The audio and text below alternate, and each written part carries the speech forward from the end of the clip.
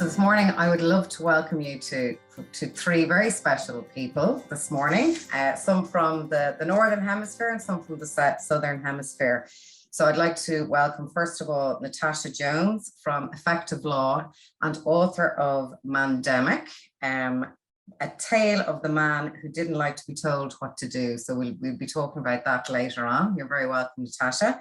I also want to welcome Sean Ahern, who is a production team lead at InfraBuild in Melbourne. He's also I Am Here ambassador and champion who's done Trojan work behind normalizing the conversation around mental health and well-being in his workplace and his community. And he'll be sharing some of his stories today.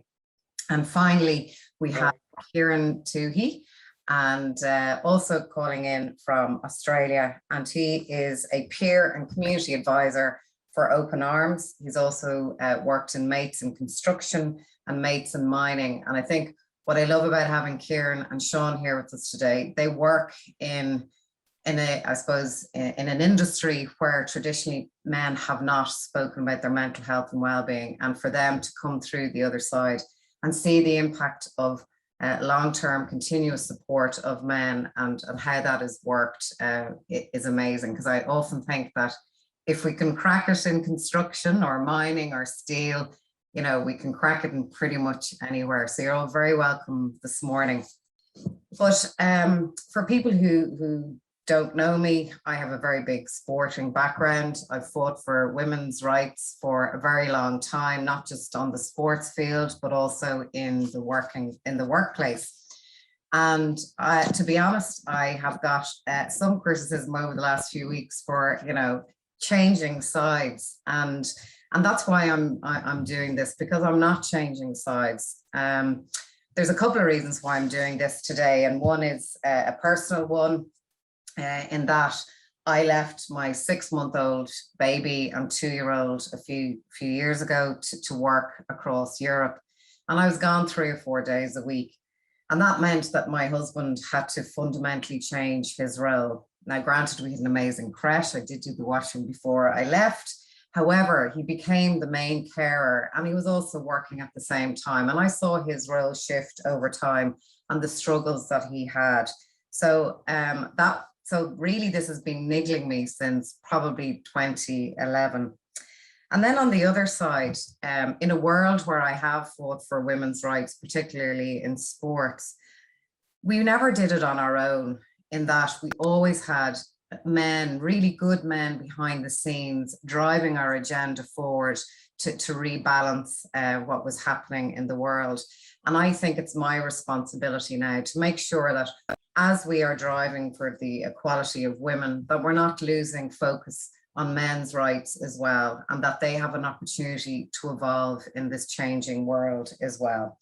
So that's why I'm doing this. I think as a society, we all have to work together to achieve all our goals collectively, because let's face it, we're living in a pretty chaotic world where everybody's roles have changed. So for anybody who wanted to know why I'm doing this, that's why I'm doing this. But also, I Am Here is very passionate about making sure that we're talking about mental health and well-being as a society and a community rather than individual genders. So what I'd love to start with really is just a conversation, I guess, in terms of how things have changed and what the panelists have seen over the last 20 years in terms of what we would have perceived as traditional roles. And maybe I'll go to Kieran first, and just because obviously you've worked a lot with men in Mates in Mining and Mates in Construction, where obviously female roles have changed as well. So I'd love to hear from you first in terms of what you've seen over the last 10 to 20 years. Yeah, well, good morning, everyone from across the globe. I can see Wales and Scotland and Ireland. Sorry, I get a little distracted and I'm fascinated by travel. So just quick background, I grew up in Queensland, Australia, near the Gold Coast, and Irish heritage, number 10 out of 12 children. So that's my Irish link there. You can work out the rest. Someone said Jesus this morning, and I said that's precisely who to blame for that large family. No disrespect. I mean that in jest. So out of the 6 boys, 5 of us joined the army. My dad was in the army, and my grandfather fought in Poitiers, France. And so, you know, it was a very sort of brutal, hyper masculine upbringing. And every day, myself or one of the other brothers would have some form of UFC fight with each other. And that was our currency. That's how we exchanged currency, so to speak, not through dialect, that's for sure. Got shot before I joined the army from one of my own brothers, and I'm all good. I got him back, so that's the main thing. Anyway, fast forward, I did 13 and a half years in the Australian Army, and I've lived and breathed and been part of what some people might coin toxic masculinity. I was it, I embraced it, I spoke it, I walked it, I did it, and I didn't see anything wrong with it. But what I noticed looking back is that the more, let's just say, toxic I became, the more I realized I needed care, love, and attention. And that's the irony. You see, we come out with this big masculine shield, but the further down that route I went, the more I actually needed some care and someone to listen for me. But unfortunately, it's not the most attractive thing or welcoming thing to walk into. Got out of the military, I was kicked out, and it was against my own will, despite my good service record. Worked in mining after my psych degree at uni. I worked in suicide prevention in mining and construction. And I'll try and get to the point quick because I know I've got to talk, but I experienced suicidality myself, unfortunately, but fortunately, if that's a bit of an oxymoron, but I've been in a position where I can now go, hey, I've experienced that too, mate. And been in a real privileged position now to be able to help other men in those very hyper-masculine traditional roles. Has it changed? Expectations are greater on men now, in short. We're expected to do more and do it better, while trying to, lots of men still think a traditional role is acceptable even today, and that includes bringing home the bacon, they might say. That's the terminology a lot use. And so supporting that and finding a way that can help those people who want to maintain those traditional roles to do it in a way that is, caring, acceptable, and good for them and good for their family. So yeah, it hasn't changed a great deal. And I think mainly it's the expectations which should be called out, bad behavior. And I'm not condoning bad behavior, but I think we could pause to listen to find out why there's bad behavior. And if we find out why, well, then we're in a better position not to condone again, but to understand. That's my two bob. And I love that last sentence there when you talked about the why. We talk a lot about and I'm here around that masking or, the behaviors of those which are actually nuggets and signs that somebody may not be feeling okay. And yet as a society, rather than sit and listen and show compassion, we jump in and we judge, and we leave that person exposed to further risk.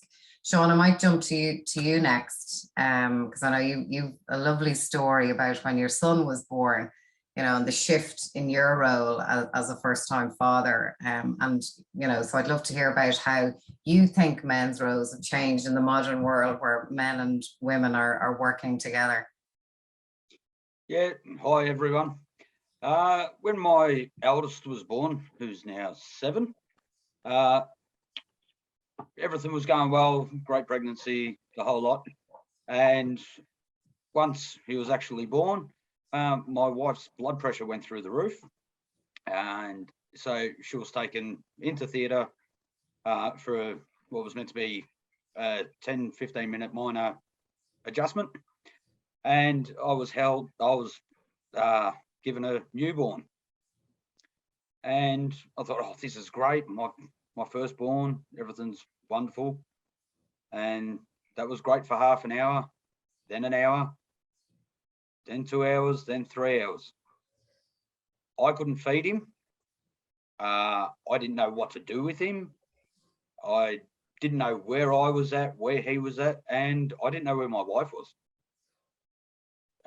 You visualize everything's great, have the baby, they hand the baby to the mother and has a feed and has a cry. I couldn't do any of that because I didn't even know where my wife was. So after doing a good few laps around the hospital, I spoke to a midwife who just couldn't understand why I hadn't seen my wife, or that no one could tell me where she was, and took me down to recovery, where instantly midwife said, okay, how about you hand her a child and we'll see how her blood pressure goes. And they did that, and 5 minutes later, guess what? We can move. Everything was well again. So carry on 6, 7 years later, well, 6 years, and I started looking into the I Am Here program and started thinking back to that night when he was born, and started thinking, well, where's my head at with that? I didn't think there was an issue. Just carried on every normal day, and as Kieran's spoken, when you work in heavy industry, which is very male dominated, it's not something that you're going to sit there and talk about with your workmates. So just as per usual, yep, I'm a big macho man working in the steel industry. You just carry on and carry on. And then I started thinking back around what's happened since that night, and how would I have played it differently, knowing now, knowing back then what I do now. And it was a hell of a lot. I should have looked for support. I now know that there was a lot of support around and a lot of people that I could have spoken to, but I just didn't look for it. I wasn't open enough or confident enough to just say, look, do you mind if we have a chat? So now this is where we are. Yeah. And I think you've touched on two lovely things there, Sean. One is that, you know, I spoke earlier about the fact that we all go through challenges in life. And, you know, I often talk about childbirth and go, Jesus, I wish somebody had told me about that, because I would have been way more prepared. But equally, as a father, you know, to understand what could go wrong, all the eventualities, how to deal with fatherhood, you know, it's a journey we all take together. But again, it's something you go, but just get on with it. But actually the mental health impact that becoming a parent has on both parents is absolutely enormous. And I do want to congratulate Sean, because he's actually set up a group for dads, for first-time fathers, to give them that support in mental health. So well done. Natasha, I want to jump to you, because this, you know, Sean's last point around expectations, and also Kieran touched on it, on that whole concept of masculinity. So I'd love to, in your answer, I'd love for you to talk about what you observed over the last 20 years, and just maybe talk about that masculine energy that, you know, that we're all tapping into now, and how that's changed, or is it changing, and just get your view, because I mean, that's why you're here today, from all of your observations. And we you know, we'll talk about your book a little bit as well, because I'd love to share that with people. Hi everybody, good morning. So I've been an employment lawyer in the UK for just over 20 years. So I have worked in a man's world. So as a female, my behaviour became more masculine. So I, in discrimination, I fight for minorities. So we have male and female, and we have various guises, but I'm talking about energy here, and the masculine energy, which a female has, masculine and feminine energy, and a male has also masculine and female energy. So the masculine energy of being result focused, forcing, making it happen, driving through, basically. I lived in that masculine energy, and in my 20s it served me very well in my career. And then I became a mum. I was going to say, Sean, when the night my son was born, I looked at him all night and thought, I don't know what to do. And so that feeling of being alone, hearing you, I had exactly the same experience that night in the hospital. But so the masculine energy in my career of forcing, result driven. The feminine energy that I later learnt was a conflict within myself. The feminine energy is to allow, so it's the opposite to force, basically. So as a female living high in my masculine energy, I'd identified in my 20s to get on in law, I needed to behave like a man. So I was ambitious, and I lived and I operated in my masculine energy. And I was a mother that didn't serve me well, because actually the feminine energy of nurturing, of allowing, of supporting effectively is in conflict to that.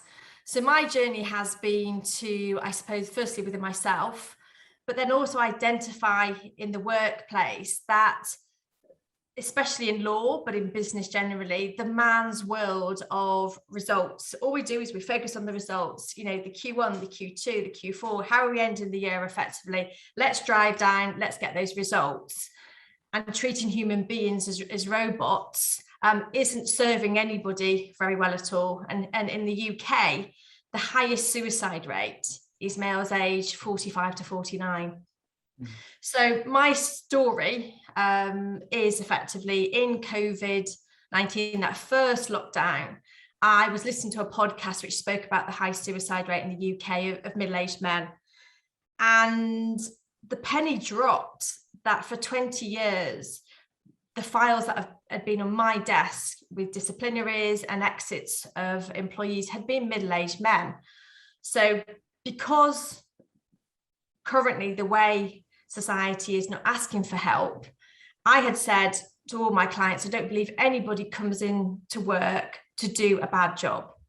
So if somebody's performance, if the signs are there, let's find out the story. Let's understand why somebody isn't performing at work. And every single file on my desk over 20 years, there was a backstory. There was maybe a loss of some form, which could be a loss of a person, a loss of a marriage. There was something else going on, and ultimately it eventually showed itself in the workplace. So I sort of stood back in sort of the spring of 2020 and said, oh my word, the very demographic, which is our highest suicide rate in the UK, are these guys who actually at the lowest time in their life then get kicked out of their job. And loss of a job is another form of grief, basically. So for somebody who for 20 years has gone to the same workplace with the same gang of people, you remove that from them. And actually, the psychological mental health impact is perhaps similar to a divorce and maybe worse, basically, because the person loses their whole support network, which they maybe had Monday to Friday.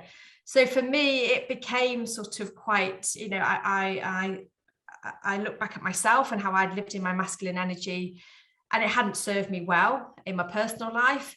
And then as I work in the man's world of law, began to lean into my feminine energy of allowing, of nurturing, and compassion, really. So I describe myself as a highly unusual employment lawyer, because I say to many of my clients, if you want to fight, you know, go find yourself a big law firm, because that's not who I am.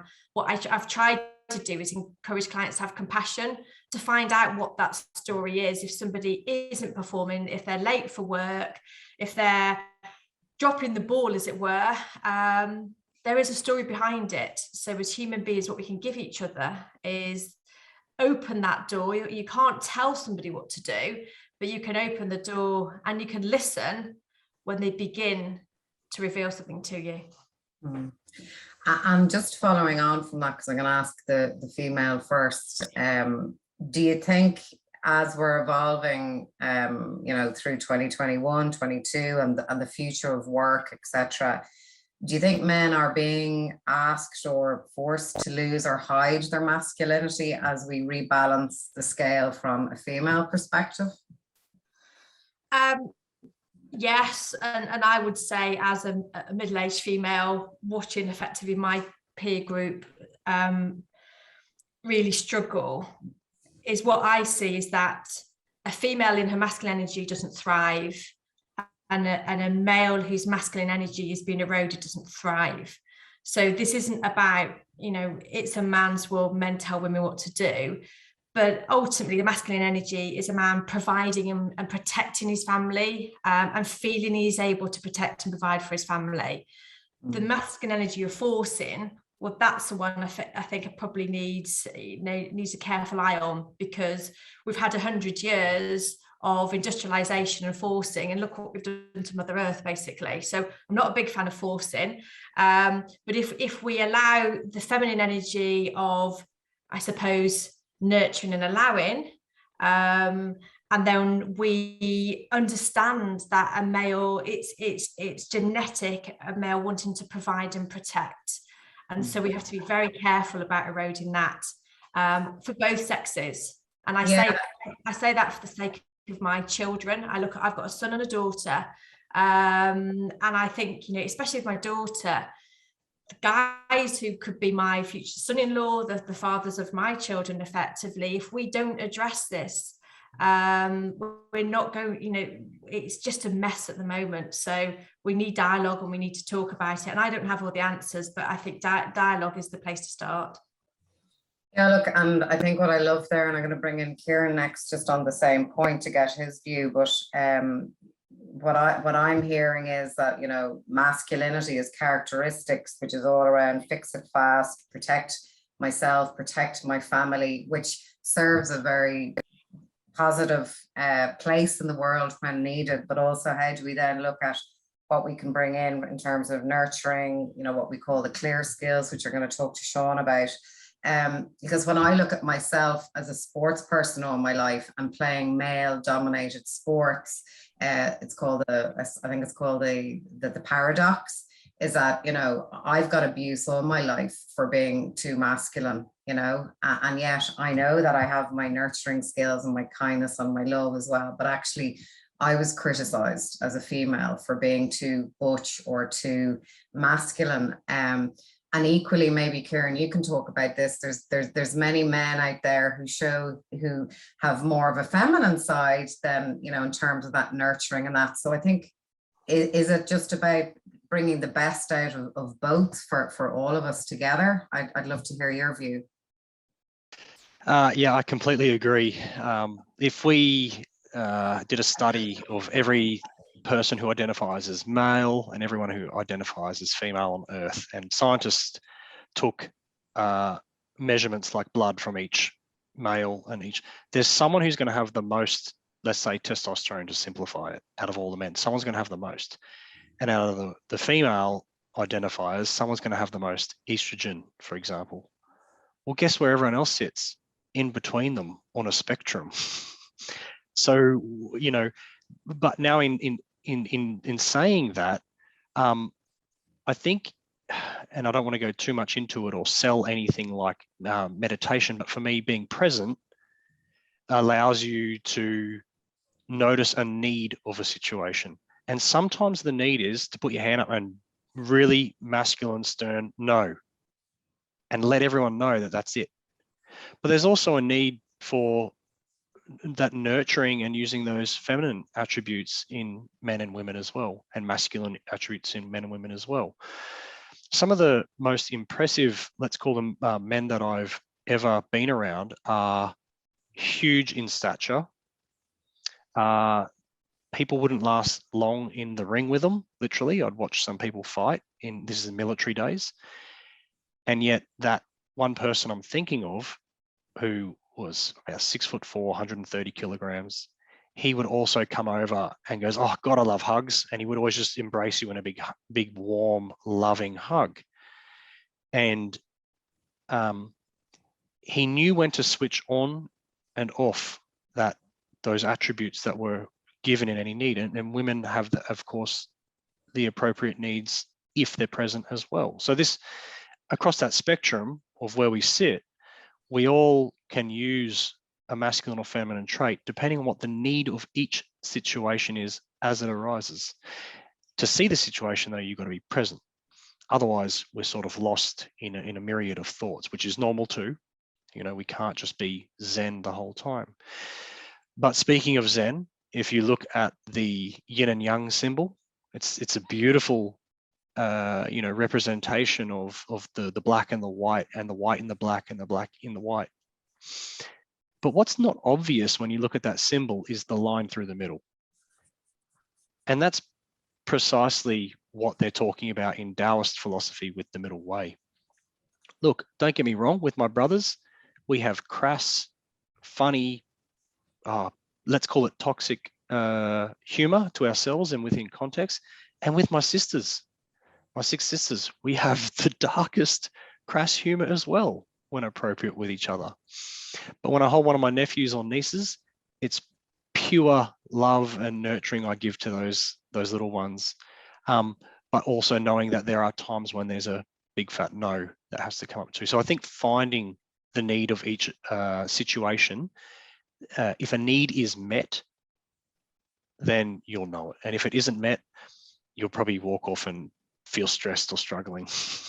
And I think what I'm hearing there is that it really is a societal issue in terms of that consistent drive for stereotyping. You know, you go into a toy shop. It used to drive me mad. I have two boys, and when I was a kid, my brother and I were in accident and emergency. They actually knew us by name. So, but you know, you go into a shop as a kid, and you've got the girls' aisles, you've got the boys' aisles. You know, they're not even taking in, you know, the whole development of transgender, LGBT either. But and I used to dress the boys in all these bright colors and all that, just to try and break the mold. And so it really is a societal thing that what we are trying to break. And so it's very difficult for people. And when I talked, and maybe when jumping to Sean there for a second, you know, we've talked about kind of the attributes and that.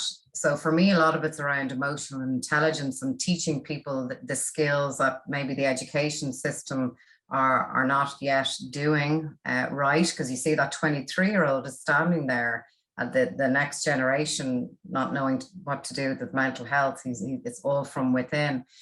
But Sean, you know, as part of I'm Here, we do the clear skills, which is compassion, listening, empathy, acceptance, and being real. And I know that's 4 areas that Natasha is very passionate about in her book.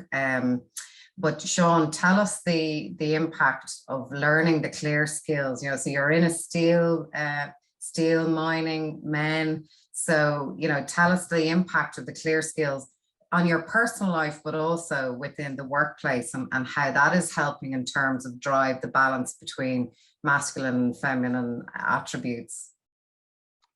Yeah, well, it's made a massive difference, because I've sat there and thought back of, okay, where was I 2 years ago? If I had an issue, I'd just bottle it up. I wouldn't talk about it. It's just, I'd go into, as my wife says, wall mode. It's like talking to a wall. She'd get no reply from me, or I just, easier, don't talk about it, go to the garage and play with a motorbike or something. But then a work colleague that to this day I still haven't met, reached out, touched base through the I'm Here program and said, look, where are you at with this? And spoke about different things and different ideas around the program, and having somebody actually sit there and listen, somebody that actually boosted my confidence, was something that was probably always there, but I never took much notice of.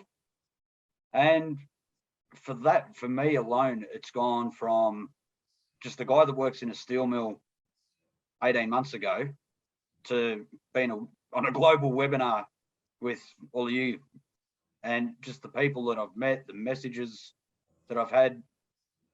It's there. It's plain to see that for anyone that wants it, you can do it.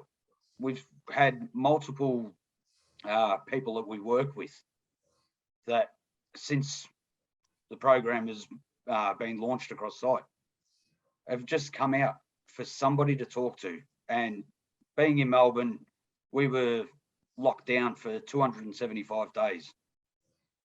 And it had a major effect on people's mental health.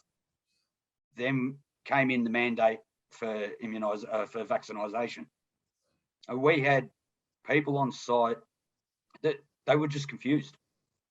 They didn't know. It wasn't that they're anti-vax or that they're anti this or anti that. They were confused. They didn't have the information. They didn't know where to turn. And they've reached out to an ambassador and gone to a quiet place, had a chat, went through the pros, went through the cons, and it gave them time to get an informed decision on what way they were going to go. We've had people that have gone into retirement, and the steel mill is their whole life. It's their social aspect. We do 12-hour shift work. So you actually spend more time with those people than what you do with your own family. And then for all that to be taken away after 30 or 35 years of the same thing day in, day out, having someone to talk to and realizing that there are support networks there is changing the actual culture. I know where we work. Brilliant. Thank you, Sean. And I know that Sean has been an amazing ambassador for men's mental health, and he's actually set up a little well-being room in his place of work for men to just sit down and to be able to talk with another in a safe space. And he's doing lots of other things as well, which we can tap into. Natasha, so tell us about the book, because, you know, I'd love to talk about kind of moving into kind of ways that men can look after their mental health. So, you know, there is more opportunity for men to talk than ever. You know, there's been a massive drive across many organizations and charities to help and support men to talk. And yet the suicide rates are still high. 75% of all suicides are male. You know, we've 850,000 suicides a year across the globe, but we actually have 20 million attempts at suicide.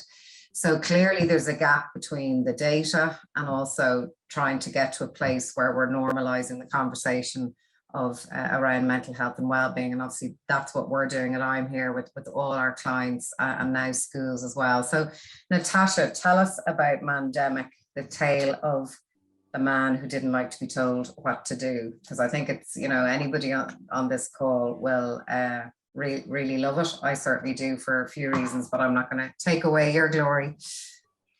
So when I was in the first lockdown in the UK, and the penny dropped that most of the files on my desk had been that demographic of the high suicide rate.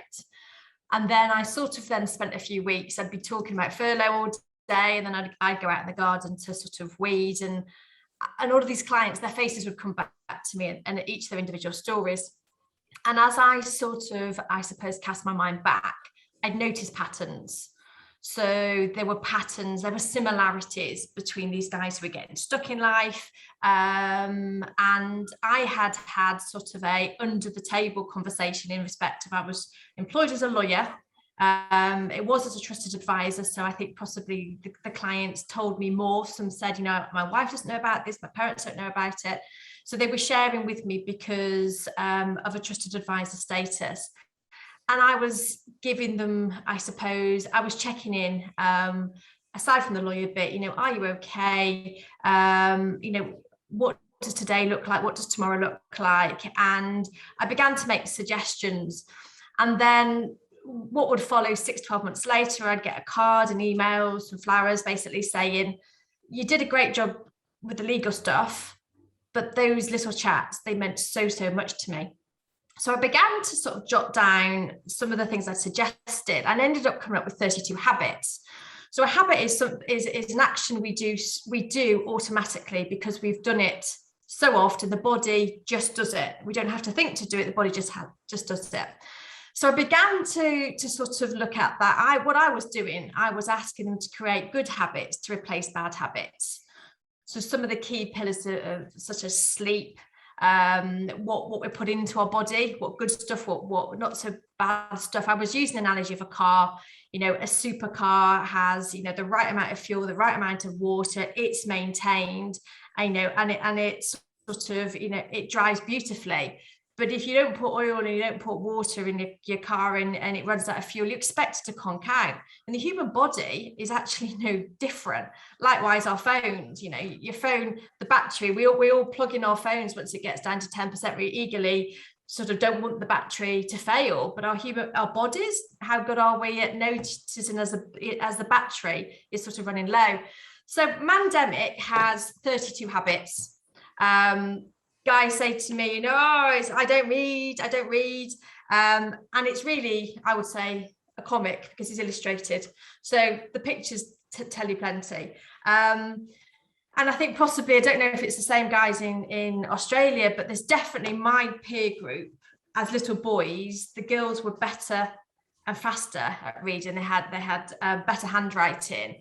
And a lot of guys in my generation really perceive themselves as not being good readers, so they don't read for pleasure.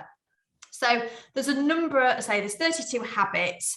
I just wanted to pick up on the listening one actually, because I talk about one of listening to hear is referred to in here. So we all fall into the trap, and it's a bad habit.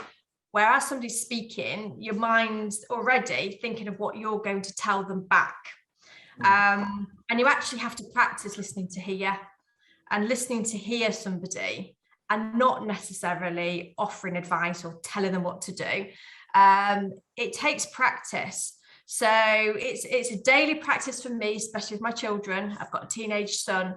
And some of the things you guys have said I'm going to be taking away with me today is to when my son comes to me and says, Mum, I'm not so good today, you know, how I respond to that as his mother.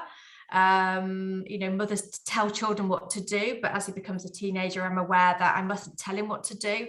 So how do I hear him and support him, basically? But I wanted just to mention Nelson Mandela, because I don't know if anybody's heard this story. So, you know, I suppose I view him as a very good leader, a world leader. And I saw an interview with him where he said he'd learnt this from his father. And his father would get effectively, you know, the people in the village together. He was a leader. And he'd let everybody else speak first. And he'd listen to what everybody else had to say before he then basically spoke. And it was his way of leading to allow people and for them to feel listened to and to listen to them. And Mandela said he'd carried that through. That had carried through in his own journey, I suppose. And for me, it's the Mother Teresa's, it's Nelson Mandela's. That's how those, I suppose, are the leaders I'd like to see coming through. You know, and again, not really getting into politics, but if you take a president like Trump, he forced, you know, hell or high water, this will happen. He forced. So he said, we've seen the Industrial Revolution where a lot of forcing went on, a lot of, you know, a generation of tell the people what to do. This is going to happen. It's results driven effectively. So those sort of leaders where they listen, and as human beings, we begin, if there can be a shift where instead of us all telling everybody what to do, we begin to hear each other and contemplate that. I think it's a really positive thing. So listening to hear is one of the habits in the book. A really basic one is drinking 2 litres of water a day. Again, the guys say to me, I can't drink plain water. Does wine and beer count? Well, it has got water in, but I'm talking about 2 litres of just still plain water, because dehydration, headaches, a lack of brain fog, a lack of energy, basically. So I'm not in any way suggesting that two of these a day is going to cure mental health, but lots of little things like being hydrated, that putting the right fuel in your body, getting enough sleep. So forming good habits that become a daily way of life, and you just do it. The point is that if you form these good habits, when you have a down day, and we all have bad days, you're just doing some of these good things to help you. Because the patterns that I saw of these guys that were really struggling and ended up losing their jobs, they were eating poorly, they were sleeping poorly, and they had really lost the will to do anything because their bodies had just effectively stopped.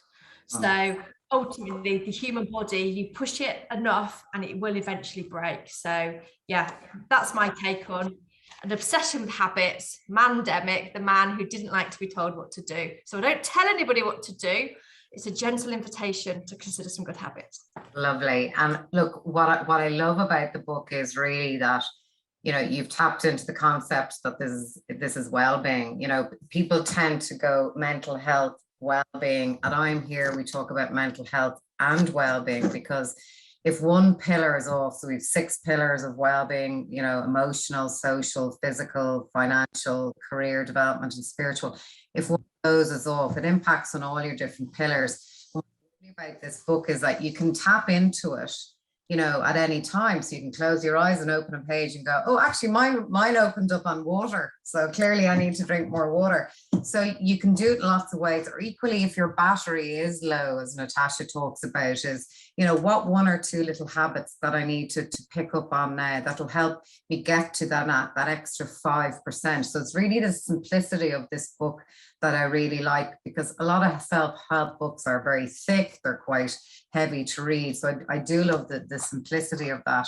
And I love the fact that you talked about listening. So again, I'm here, we talk about 3 types of listening. We've got listening to solve, which is something that, you know, again, men love to do. I'm always saying to my husband, I just want to be listened to. You don't need to solve anything. Just listen to me.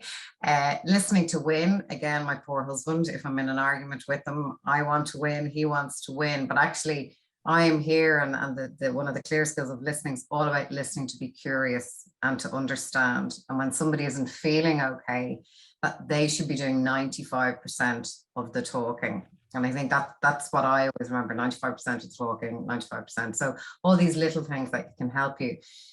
Kieran, all your work in mates in mining, mates in construction, obviously your current work with veterans and the community, you know, what has worked in your view in terms of, you know, the success stories that you see in terms of men opening up about their mental health and well-being that you can share with the audience today? That's a big question, and I want to support what everyone's said so far. There's so much gold in this. I think what worked when I would do a presentation for a bunch of men that I'd never met, sometimes, you know, 400 people is pretty scary. I'd go at the front and go, this is scary. And I go, you know, people say, I don't care what people think of me. I do. And I did. And I still do. And that's why my blood's pulsing right now, you know. So I do want to leave a good impression. Maybe one day I'll get to a point where it doesn't matter, but that's the truth.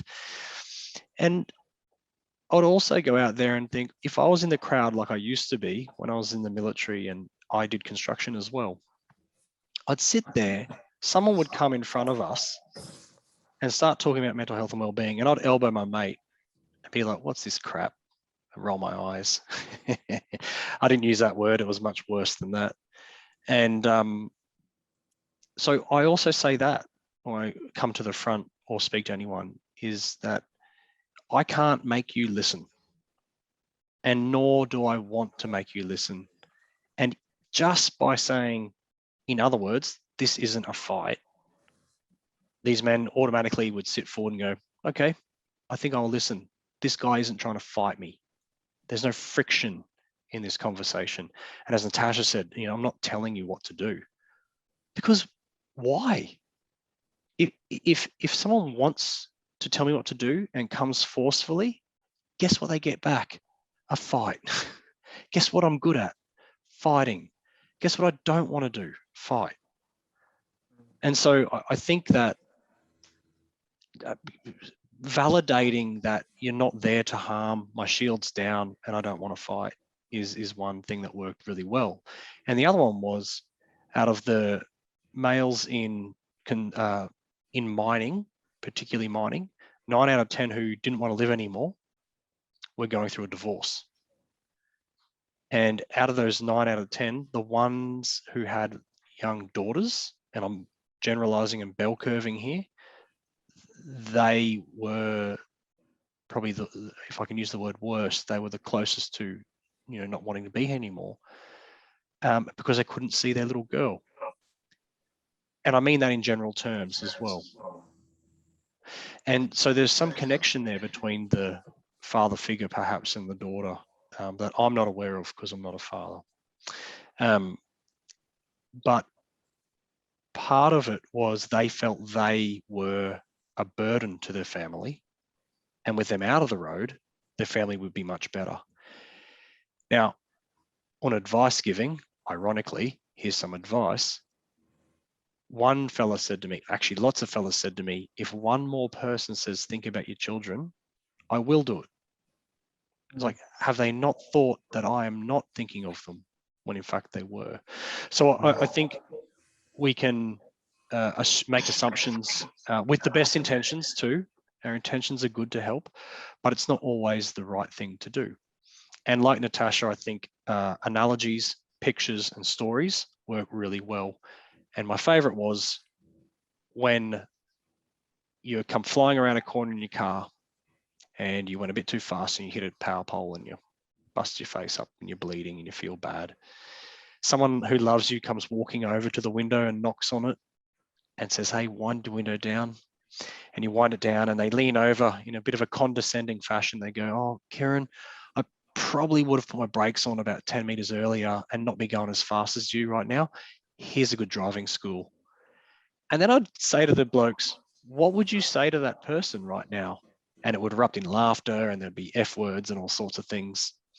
I say, why? They go, well, I don't need driving instructions right now.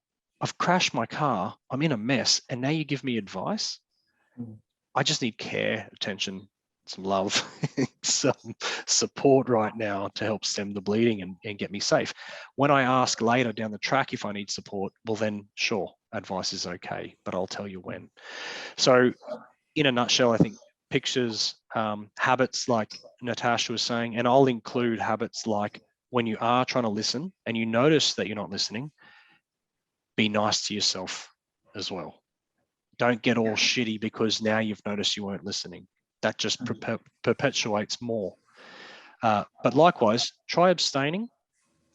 Go a day and try not to, eat, stay fluid and hydrated. Try to do some fasting. See how that feels. Try to, I mean this in a very polite and adult sense, what I'm about to say, men and masturbation. Like, try to not do that. See how it feels. And that's a big thing for guys, but try to go without it. Try to bite your tongue.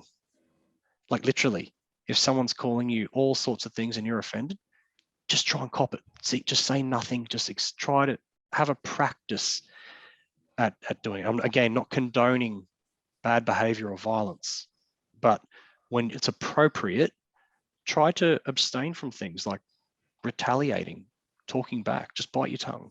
Do the best you can in that sense. So I'll leave that at that. And it's funny when you said bite your tongue, because, we do a lot of work in construction and utilities and mining and large scale furniture. And I'm always looking for language that will, I can relate better to men, because I'm a woman. I can't assume that I'm always going to say something. I love the fact you said bite your tongue, because I would probably tell somebody, oh, just breathe. Just take a breath. And people are going, oh, geez, here she goes again. But that's a lovely way to just, for a man to kind of latch on, to just bite your tongue, hold it, and so thank you for that. I'm going to move on to Sean in a second, but there was a couple of lovely things you said there, Kieran, and the first was when you bring yourself to these situations, you tap into our principle of being real and authentic, because when you're real and authentic and you're looking to support somebody, that helps somebody else open up and it helps them trust you more, and they're more likely to get help. So I think as somebody supporting somebody else, that's really fundamental. I think what I also heard was also the listening, the empathy, but also acceptance. You know, as you talk about somebody who's either heading for the wall or has hit the wall, they need acceptance. They don't need judgment. You know, we never advise or anything like that. It's about keeping people safe at that time and then moving them on. So you've touched on some lovely points there. Thank you. Sean, over to you, because we've had lovely, rich conversations over the last couple of years. What are the key things, you know, that have worked for you? You know, in one of your little videos, you talk about the fact that for the first time in 20 years, you've heard, you know, men talk about their mental health where they would never have. So what are the things that you've observed that have worked, both from the I Am Here program, but also don't forget or underestimate the power of what you've been doing on a personal level, because you are the champion within your site. So what are the 2 to 3 things that you think has worked to normalize the conversation with your teammates? I think it's more that we're bringing it front and center, advertising it. Even I know with myself that these are things with 2 young sons. I want them, if anything was to happen to me, that they could reach out for support, that they're going to fulfill their lives as well as can be. I want to be there to lead them or to mentor them in how things should be. I have nieces, I have a sister, I have a mother. If we don't start with the kids knowing how things should be, I don't think anything's going to change. We've spoken about that with guys at work. Just said to them, well, think back over the last few years. Is there at some stage where one of your friends you think may have done with some support from someone? And we had one guy who had said, well, as per usual, they were out on a Friday or Saturday night having a drink, and at the end of the night there was one guy sitting by himself, and usually I didn't think anything of it. And then after the conversation about the I'm Here program,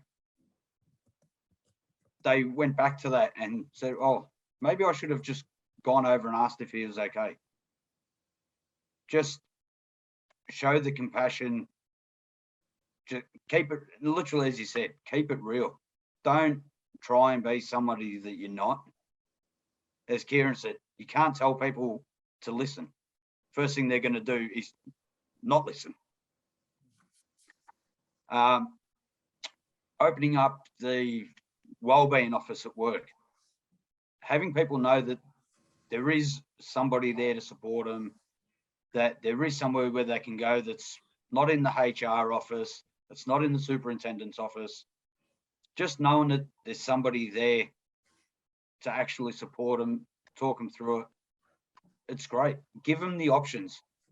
And with my whole mental health journey, it was the fact that I didn't know that the support was there. I've since looked into it, and mates in mining and the different mates in all the industries, people talk about it and they look at the heavy industries, the big macho man. Oh, actually, they're talking about mental health. Maybe there's something in it.